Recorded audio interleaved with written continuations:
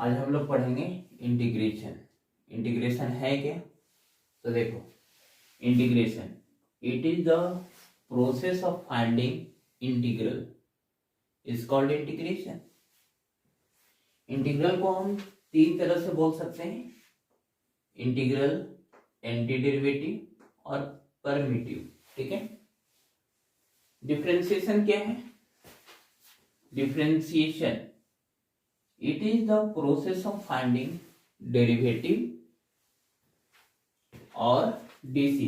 इसको हम लोग दो तरह से बोल सकते हैं, डेरिवेटिव और डीसी। तो डिफरेंशिएशन क्या है पता चला, इंटीग्रेशन क्या है वो भी पता चला। लेकिन ये इंटीग्रेशन और डिफरेंशिएशन पढ़ते कहाँ है? तो मैथमेटिक्स का किस ब्रांच से बिलोंग्स करता है? तो पहले हम लोग देखते हैं कैलकुलस।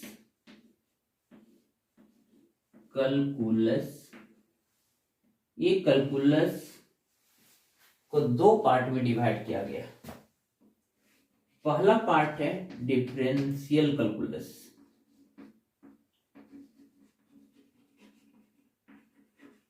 डिफरेंशियल, और दूसरा पार्ट है इंटीग्रल। ठीक है।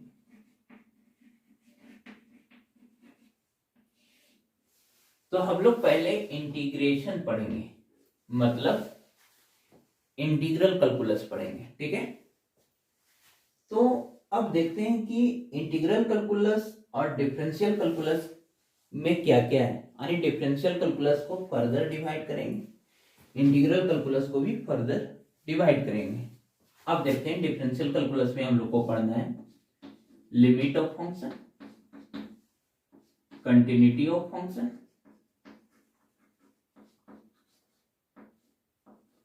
कंटिन्यूटी ऑफ फंक्शन, और आपका है डिफरेंशियबिलिटी, डिफरेंशियबिलिटी ऑफ फंक्शन, और derivative of function, derivative of function. Integral calculus में, इंटीग्रल कैलकुलस को फर्दर जो है ना दो तरह से डिवाइड किया गया है। एक पार्ट को बोला गया इनडिफिनिट और सेकेंड पार्ट को बोला गया डिफिनिट। ठीक है। तो इनडिफिनिट में क्या होता है और डिफिनिट में क्या होता है उसको पहले हम लोग सीखेंगे। ये आप देख रहे हैं इनडिफिनिट और ये है डिफिनिट। तो डिफिनिट में क्या होता है ना कि कोई भी फंक्शन, यहां पर मेनली हम लोग एरिया के बारे में पढ़ते हैं। एरिया, एरिया जैसे ट्रायंगल का एरिया, सर्कल का एरिया, वही एरिया मतलब किसी कर्व और गिवन कंडीशन से जो क्लोज कर्व होगा उसके एरिया के बारे में स्टडी करेंगे। ठीक है। इंडेफिनिट में क्या पढ़ेंगे? आपका एफ डैश एक्स गिवन रहेगा। ये देखो एफ डैश एक्स मतलब derivative of function with respect to X, ये क्या रहेगा? गिवन रहेगा। तो आपको फाइंड करना है, then find F X. If F dash X given then find F X, मतलब किसी फंक्शन का डेरिवेटिव आपको गिवन रहेगा तब आपको फंक्शन निकालना है। वो काम होगा इंडिफिनिट इंटीग्रल में। कोई फंक्शन का कर्व और गिवन कंडीशन से जो क्लोज्ड रीजन होगा उसके एरिया के बारे में स्टडी करेंगे, वो पार्ट होगा डिफिनिट इंटीग्रल। हम लोग अभी पढ़ने वाले हैं इंटीग्रल। अब हम लोग पढ़ेंगे कि हमारा जो इंटीग्रल है, एंटी डेरिवेटिव है, वो है क्या। ठीक है। अब हम देखते हैं कि इंटीग्रेशन और डिफरेंशिएशन में क्या रिलेशन है। तो आपका ये जो इंटीग्रेशन है ना, integration is the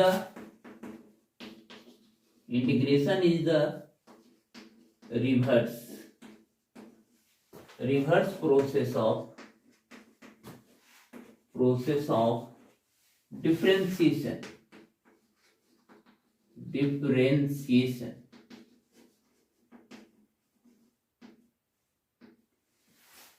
integration is the reverse process of differentiation. ये कैसे रिवर्स प्रोसेस है ये भी हम लोग देखेंगे। ये कहना क्या चाह रहा है, तो पहले देखो, मान लो कोई फंक्शन है एफ एक्स, ये अब इसको पहले क्या करो, डिफरेंशिएट करो। क्या करना है, डिफरेंशिएट करना है। अब डिफरेंशिएशन तो पता ही नहीं आपको, विथ रिस्पेक्ट टू एक्स, ठीक है। तो आपका बन जाएगा ये एफ डैश एक्स। अब उसके बाद इसको क्या करोगे, इंटीग्रेट करोगे, तो ये बन जाएगा एफ एक्स। समझो, इसको हम लोग इंटीग्रेट कर रहा हूं। क्या कर रहा हूं, इंटीग्रेट, ठीक है, with respect to X is F X. तो इसका मतलब एक एग्जांपल आपको बताते हैं कि जैसे मान लिया लिक्विड है, उसको हम फ्रीज करेंगे, वो सॉलिड बन जाएगा। सॉलिड को जब हम टेम्परेचर बढ़ाएंगे तो वो बन जाएगा फिर लिक्विड। तो जैसे मतलब वाटर है, वाटर को जब हम फ्रीज करेंगे तो आइस बनेगा, और आइस को जब मेल्ट करेंगे तो वाटर बनेगा। तो कहने का मतलब ये है कि उसी तरह के रिवर्स प्रोसेस है, ठीक है। इंटीग्रेशन और डिफरेंशिएशन रिवर्स प्रोसेस है। इसका मतलब हम लोग को ये समझ में आया कि किसी भी फंक्शन का डेरिवेटिव पता है, किसी भी फंक्शन का डेरिवेटिव पता है, और ये पता है कि ये डेरिवेटिव किस फंक्शन का है, तो इसका मतलब हम लोग को इंटीग्रल भी पता है। अब देखते हैं यहां पर एक एग्जांपल से। देखो, यहां पर सपोज करो कि कोई फंक्शन है एफ डैश एक्स, उसको ये जो प्रोसेस है आपका, कोई फंक्शन, ये देखो कोई फंक्शन का डेरिवेटिव है एफ डैश एक्स, और इसको इंटीग्रेट कर रहे हैं तो आपको मिलेगा एफ एक्स, और एक आर्बिट्रेरी कांस्टेंट होगा plus C, where C belongs to R, ठीक है। समझो पहले वो सी क्यों आया और वो कौन है, क्या है, वो सब बताएंगे, ठीक है। हाँ, पहले यहां पर क्या होगा कि ये जो है ना F dash x, F x का डेरिवेटिव है, ठीक है।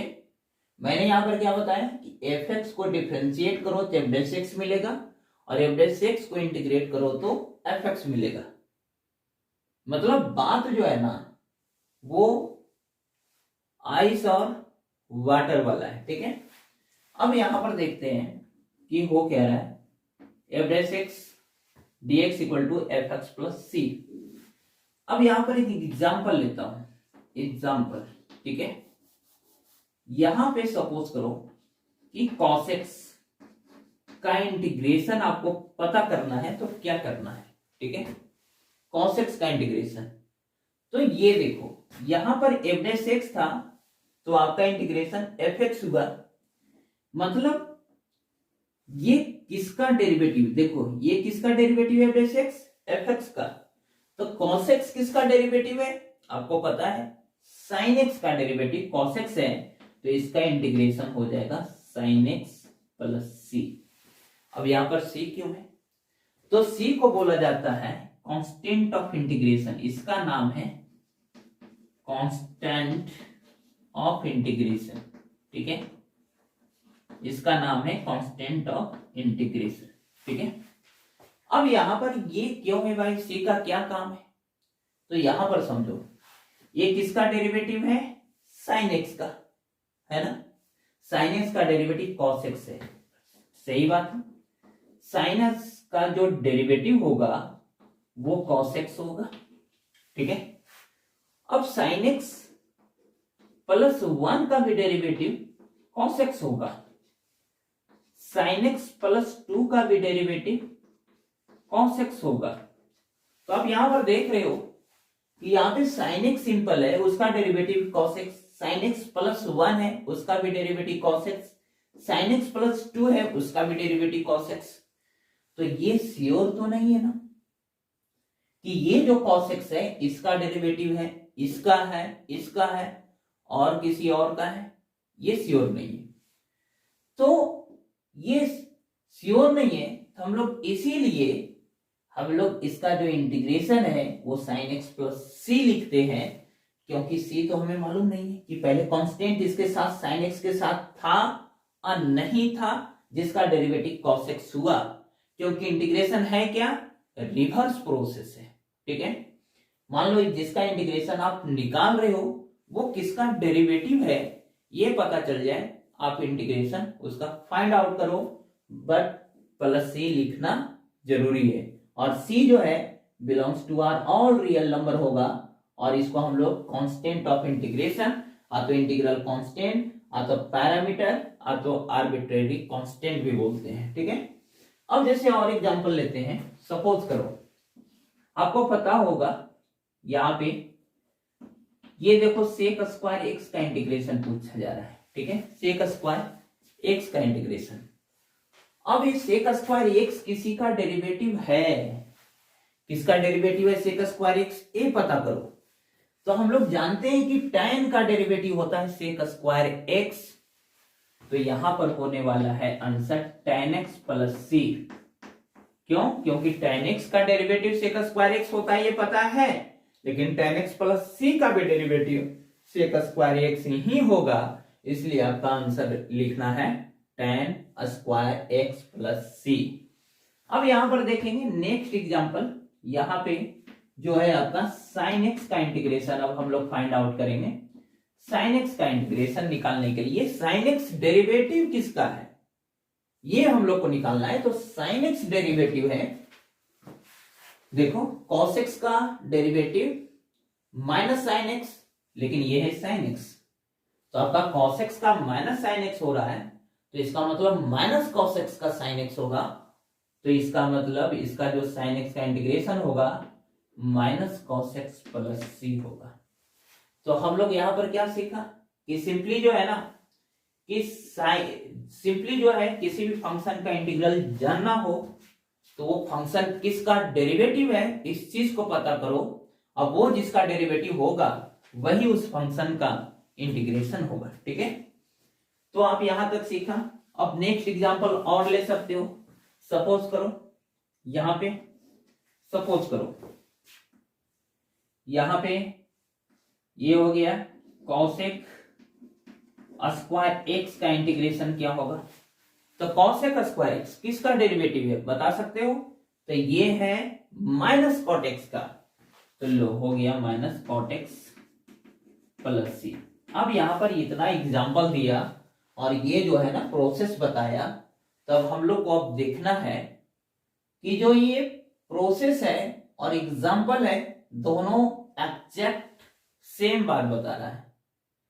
अब हम लोग एक चीज और समझ सकते हैं कि कोई फंक्शन है एफ एक्स, इसको डिफरेंशिएट करोगे तो मिलेगा एफ डैश एक्स। ठीक है, क्लियर। अब बताओ ये क्या है, इसको हम लोग बोलेंगे डेरिवेटिव, इसको बोलेंगे हम लोग derivative of F X with respect to X. ठीक है, लिख सकते हैं इसको, तो इसी का नाम है anti derivative, anti derivative of F dash X with respect to X. और इसी को हम लोग क्या कहते हैं, इसी को हम लोग बोलते हैं एंटी डेरिवेटिव, तो ये इंटीग्रल बोलते हैं। इसका मतलब किसी फंक्शन का डेरिवेटिव पता है तो ये फंक्शन निकालते हैं ना, किसी फंक्शन का डेरिवेटिव पता है तो जब इसको इंटीग्रेट करेंगे तो हमको फंक्शन मिलेगा। ठीक है, यानी इंडेफिनिट इंटीग्रल में यही वर्क हो रहा है, किसी फंक्शन का डेरिवेटिव मालूम है तो हम लोग उस फंक्शन को पता करते हैं, और वही फंक्शन तो anti derivative of F dash x है विथ रिस्पेक्ट टू एक्स, तो ये वो कहेंगे कि ये इंटीग्रल वैल्यू है। तो हम लोग यहां पर सीखा कि इंटीग्रेशन है क्या, तो integration is the reverse process of differentiation है, ठीक है। तो यहां पर बताया भी कि कोई भी फंक्शन को डिफरेंशिएट करोगे विथ रिस्पेक्ट टू एक्स तो एफ डैश एक्स मिलेगा, और जब उसको इंटीग्रेट करोगे तो एफ एक्स मिलेगा।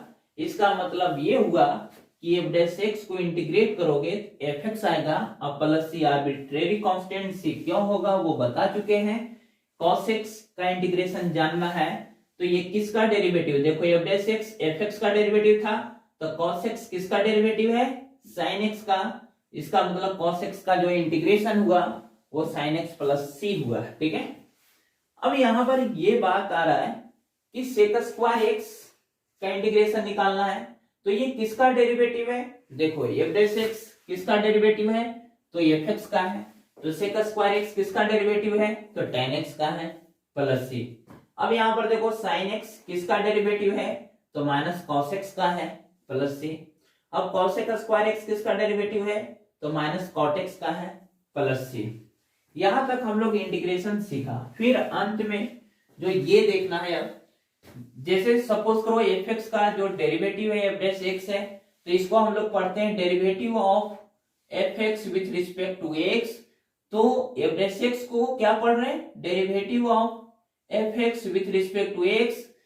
तो इस एफ एक्स को पढ़ेंगे anti derivative of F dash X with respect to X, मतलब ये है integral of F dash X, integral of F dash X equal to F X, ठीक है। यहां पे सी इसलिए लिखता हूं क्योंकि ये मुझे पता नहीं है कि इसका डिफरेंशिएशन जब करूंगा तो एफ डैश एक्स तो ये श्योर एफ एक्स था तो फिर एफ एक्स प्लस सी था, ये पता नहीं था। इसलिए हम लोग जब इंटीग्रेट करते हैं तो प्लस सी अपने मन से लिख लेते हैं। ये integration is the reverse process of differentiation का और एग्जांपल हम लोग देखते हैं। अभी आपको पढ़ाया कि एफ डैश एक्स को आप इंटीग्रेट करोगे एक्स के रिस्पेक्ट में तो ये होगा एफ एक्स आप प्लस सी, अपने मन से क्यों लिखते हैं वो बताया गया था। और एग्जांपल हम आप लोग को देखते हैं, ठीक है। सपोज करें कि आपका 1/x को इंटीग्रेट करना है, ठीक है, 1/x को। तो हम जानते हैं कि 1/x किसका डेरिवेटिव है, तो देखो डेरिवेटिव ऑफ log x, ठीक है। यहाँ पे मॉडुलस लिख लेते हैं, तो नहीं भी लिख सकते हो, हाँ, विथ रिस्पेक्ट टू x ये हो जाता है 1/x, ठीक है। तो इसका मतलब ये 1/x किसका डेरिवेटिव है, log x का है, तो ये हो गया log of mod of x plus C, ठीक है। और एग्जांपल हम लोग पता कर सकते हैं e to the power x का इंटीग्रेशन हमको पता करना है, तो e to the power x किसका डेरिवेटिव है, तो ये है e to the power x का ही और प्लस सी, क्योंकि कांस्टेंट का डेरिवेटिव देखो इसका डेरिवेटिव ही e to the power x है ना, तो ये कांस्टेंट रहेगा तो उसका डेरिवेटिव 0 होगा। अब हम लोग एग्जांपल देखते हैं। सपोज करो x to the power n का इंटीग्रल क्या होगा, ठीक है। यहां पे ये पता करना है कि यहां पे ये होना चाहिए कि आपका a नॉट इक्वल टू -1 है, ठीक है। क्योंकि जब -1 होगा तो ये पार्ट हो जाएगा 1/x, और 1/x का integration log of mod x है, ठीक है, समझ में आया। तो ये किसका डेरिवेटिव हो सकता है x to the power n। अब ये हम लोग देखते हैं x to the power n किसका डेरिवेटिव है, तो सोचो यहाँ पे डेरिवेटिव का formula x to the power m है, सपोज करो x to the power m है, इसको डिफरेंशिएट करना है तो आपका आएगा m into x to the power m-1। Derivative क्या होता है कि पावर, देखो यह जो पावर है मल्टीप्लाई होगा और पावर में से एक सब्ट्रैक्ट होगा, ठीक है। अब इंटीग्रेशन में क्या होने वाला है वो देखते हैं। ये n आया होगा, इसका मतलब फंक्शन जरूर n+1 रहा होगा। देखो n+1 रहा होगा तब ना यहाँ पे n बचेगा जब एक सब्ट्रैक्ट होगा डेरिवेटिव होने के बाद, और ये n+1 यहाँ पे आया होगा। सुनो यहाँ पे सपोज ये फंक्शन है x to the power n+1, तो जब इसको डिफरेंशिएट करेंगे तो x to the power n हो जाएगा और n+1 यहाँ पे मल्टीप्लाई होगा। तो इसको बैलेंस करने के लिए, क्योंकि यहाँ पे चूंकि x to the power n केवल है तो पहले से फंक्शन में n+1 से डिवाइड रहा होगा, अब प्लस सी, ठीक है। अब यहां पे देखो, तो इसको डिफ्रेंशिएट आप करो, इसको differentiate x⁴n+1 by n+1 plus सी को डिफ्रेंशिएट करोगे तो x⁴n होगा, ठीक है। ये आपका, तो आप यहां समझ गए। यहां पे एक ध्यान रखना है कि n = -1 नहीं होना चाहिए। तो इंटीग्रेशन का एक फॉर्मूला बहुत इंपॉर्टेंट फॉर्मूला है, x⁴n dx where n not equal to -1, ठीक है। और इसका वैल्यू जो होने वाला है वो होने वाला है x⁴n+1 बाई n+1 प्लस सी। ये अब हम लोग जो है ना बहुत सारा फॉर्मूला देखेंगे, पहले हम लोग इसका कुछ प्रॉपर्टीज देख लेते। हाँ, इसका प्रॉपर्टीज है, इंडेफिनिट इंटीग्रेशन का प्रॉपर्टीज ये है कि आप पहला properties f(x) plus minus of gx को आप इंटीग्रेट करोगे विथ रिस्पेक्ट टू x, तो आपका ये होगा। अलग अलग आप इंटीग्रेट कर सकते हो इसको, ठीक है, प्लस माइनस, ठीक है। ये जो इंटीग्रल साइन है ना, आप अलग अलग लगा सकते हो, ठीक है। दूसरा प्रॉपर्टी है कि सपोज कोई k कांस्टेंट है जो f(x) के साथ मल्टीप्लाई है, तो आप इंटीग्रेशन साइन के बाहर आप k को कर सकते हो, ठीक है, क्लियर। और इन जनरल ये दोनों मिक्स भी रहेगा, तो आप कांस्टेंट को बाहर निकालते जाओगे और इंटीग्रल साइन अलग अलग निकालते जाओगे। अब यहां पर एक चीज जानकारी आपको ले लेना है, ठीक है, कि यहां पर कोई फंक्शन, ये प्रॉपर्टीज पे नहीं है लेकिन आपको बताना चाह रहा हूं कि मान लो कोई इस तरह से इंटीग्रल साइन आपको मिलता है, तो इसको पढ़ते क्या है। सो देखो, रेड इसको पढ़ते हैं हम लोग इंटीग्रल और एंटी डेरिवेटिव और primitive of f(x) with respect to x, ठीक है। और देखो, और इसका जो वैल्यू होगा, मान लो इसका कोई वैल्यू हुआ कैपिटल f(x) प्लस सी, तो ये इंटीग्रल वैल्यू हुआ, ठीक है। और सी को हम लोग बोलेंगे कांस्टेंट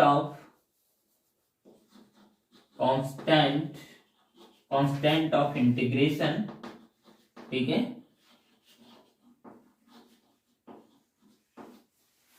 और ये जो फंक्शन है, ये फंक्शन जो है इसको हम लोग बोलेंगे इंटीग्रैंड, ठीक है, इंटीग्रैंड। ये सब आपको बता दिए, ये प्रॉपर्टीज था। अब हम लोग नेक्स्ट में देखते हैं, अब हम लोग कुछ इंपॉर्टेंट फार्मूलाज देखते हैं। इंपॉर्टेंट फार्मूलाज, ये क्या है इंपॉर्टेंट फार्मूलाज? अभी हम लोग देखा कि sin x का जो इंटीग्रेशन होगा वो होगा -cos x प्लस सी। क्यों? क्योंकि ये किसका डेरिवेटिव है sin x? -cos x का, ठीक है। cos x का जो इंटीग्रेशन होगा वो होगा, ये cos x sin x का डेरिवेटिव है, तो यहां पर लिख देना है sin x प्लस सी। अब कहीं पर आपको इस तरह से लिखा जाए cos kx, यहां देखो ये जो है ना आर्गुमेंट जो है cos का, उसमें k एक कोई नंबर जो रियल नंबर है वो मल्टीप्लाई किया गया, तो इसका आंसर होने वाला है sin kx, ठीक है, बाई के। क्योंकि आर्गुमेंट में जो मल्टीप्लाई रहेगा वो डिवाइड हो जाएगा। ऐसा क्यों होगा, जब हम आगे पढ़ेंगे इसका चर्चा करेंगे, ठीक है, अभी समझ लो। अब यहां पर क्या है ना, कभी कभी इस तरह से देगा, देखो यहाँ पे स्टार लगाओ, इसका बहुत पार्ट पढ़ रहे हैं, cos x था, cos kx है, ये sin kx भी हो सकता है। अब यहां पर देखो cos ax plus minus b dx, अब इसका क्या होगा? अब इसका होगा cos का क्या होता है इंटीग्रेशन साइन, और जो भी आर्गुमेंट है वो लिख देना है, ठीक है। लेकिन अब आर्गुमेंट को आप जज करो कि ये लीनियर है। हाँ, ये केवल फार्मूलाज लीनियर के लिए ही एप्लीकेबल है, जब आपके आर्गुमेंट लीनियर हो।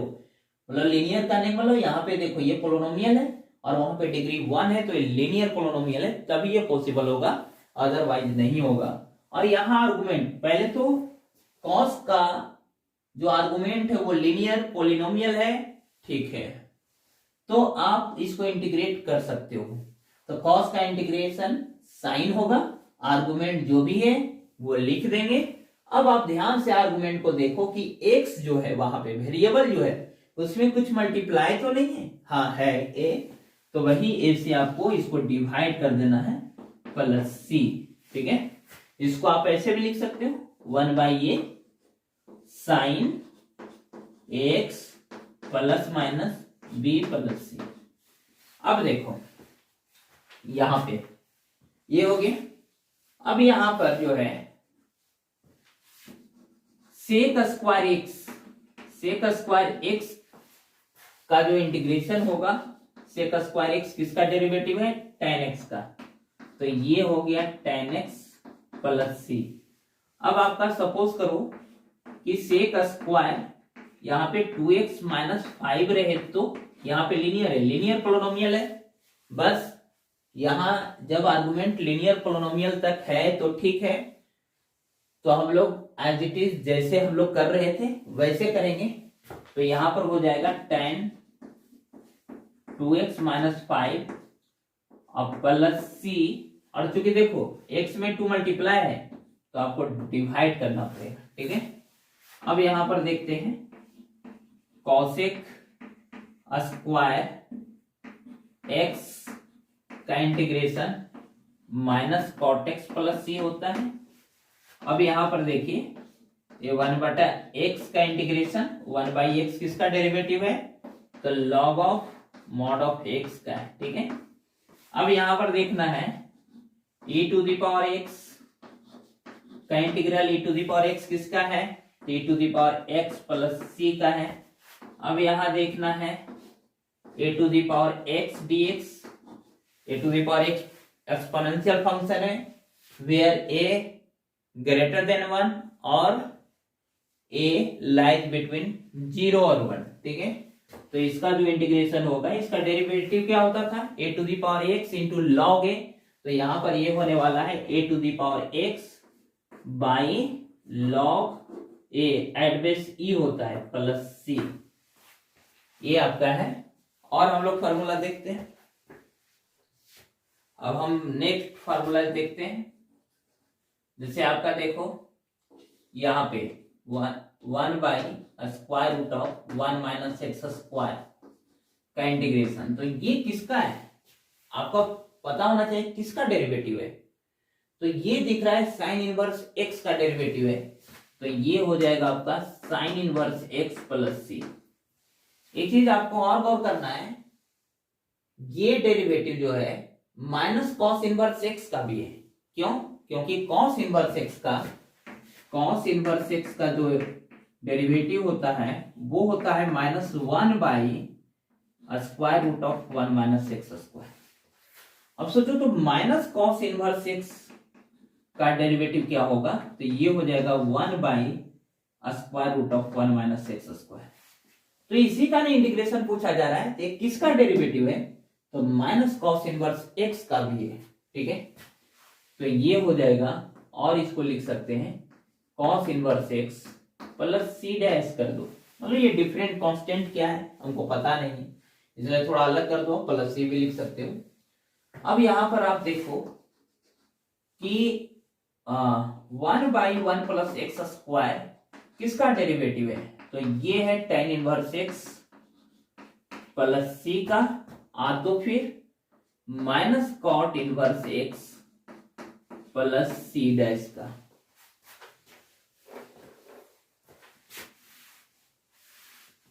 अब यहां पर देखते हैं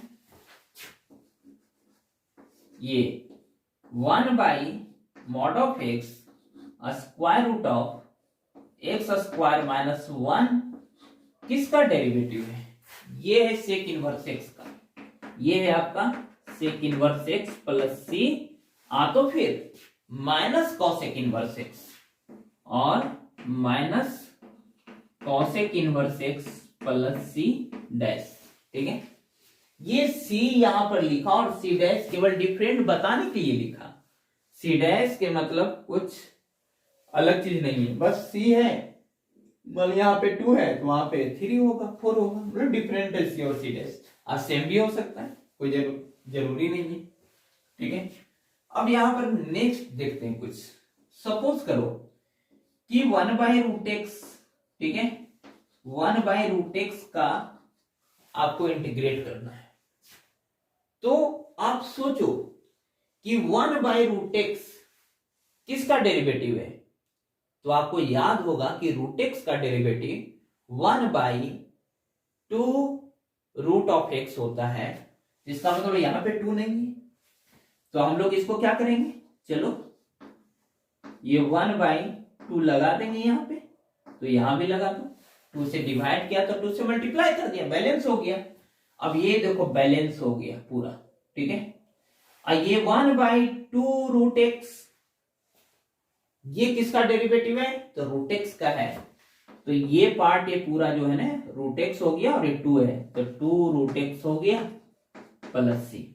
अब आप और ध्यान दो कि यहां पर देखो 1/x² किसका डेरिवेटिव है, तो आपको याद होगा कि -1/x², 1/x का डेरिवेटिव है, तो -1/x², 1/x का डेरिवेटिव है, लेकिन ये है +1/x², तो -1/x का डेरिवेटिव रहा होगा, तो यहां पर ये लिख दो। ठीक है, इसी तरह से हम लोग जितना भी फंडामेंटल फार्मूलाज है, सब जो भी यहाँ पे हम लोग फार्मूलाज पढ़ रहे हैं, जो कि जिसका डेरिवेटिव वो किसका डेरिवेटिव है ये हमें पता है, उसी के बेसिस पे हम लोग यहाँ पे आंसर लिख रहे हैं। अब देखिए कोई भी मान लो एग्जांपल लो, सपोज करो, अब जो प्रॉपर्टी मैंने पढ़ा था, अब उसके बेसिस पे हम लोग कुछ एग्जांपल लेते हैं। सपोज करो कि यहाँ पर x² है, ठीक है, प्लस √x है, ठीक है, इसको आप इंटीग्रेट करोगे।